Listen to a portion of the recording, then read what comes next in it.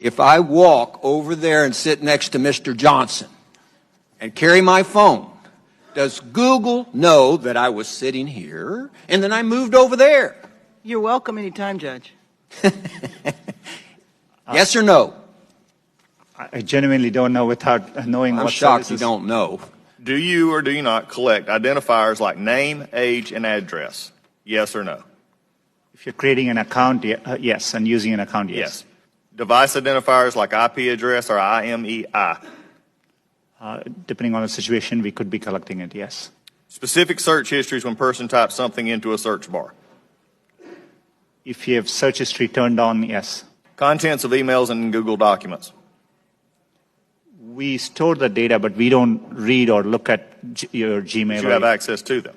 As a company, we have access to them, yes. So you could? Saying you don't or don't. I'm not asking do you or don't. I'm saying you could, though there is a possibility. We have clear established policies on how we would do that data. GPS signals, Wi-Fi signals, Bluetooth beacons? Would depend on the specifics, but there may be situations, yes. The GPS, yes.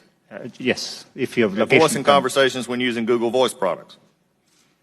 We give an option to turn on or off. And But if a person didn't know it, voice and conversations when using Google Voice products? Yes. We only record when they initiated with OK Google and then say the terms after. Do you believe that Google has been brought out here in some question is biased? Congressman, it's really important to me that we approach our work in an unbiased. Do you believe that Google is biased? It's either yes or no. No, not in our approach.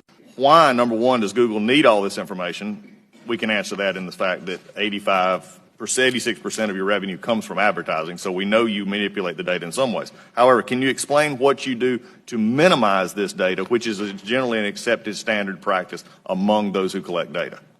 Our goal is, but we are providing, for example, if we are providing you a service like Gmail, which we have done for 15 years, that data, we need to store it for our users, so they expect us to.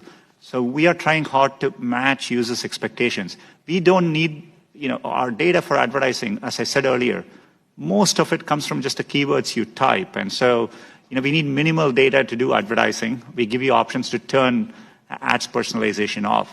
We store most of the data we do today to help give users the experience they want, and that's what we're trying to do. How do you explain this apparent bias on Google's part against conservative points of view, against conservative policies? Is it just the algorithm, or is there more happening there?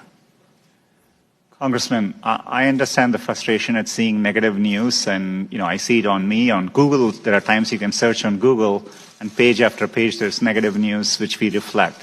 But what is important here is we use a robust methodology to reflect what is being said about any given topic at any particular time.